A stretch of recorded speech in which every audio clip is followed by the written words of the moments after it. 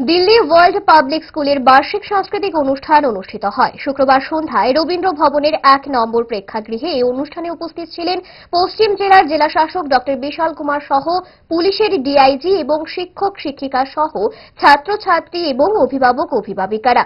ছাত্রছাত্রীরা তাদের শিল্পের উৎকর্ষতা তুলে ধরেন। মূলত এই অনুষ্ঠানের থিম ছিল folk lodge of India, heritage, cultural history এবং মেটালজিক্যাল স্টোরির মাধ্যমে ছাত্রছাত্রীদের সাংস্কৃতিক মনস্ক প্রতিভা তৈরি করা হলো এই অনুষ্ঠানের মূল উদ্দেশ্য। Good evening. आज दिल्ली वर्ल्ड पब्लिक स्कूल का एनुअल फंक्शन है और आज हमारी थीम है फोक lores of India.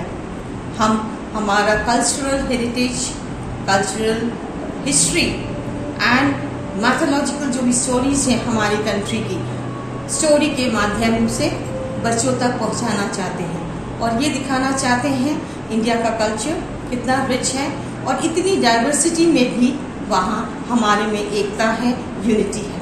Thank you.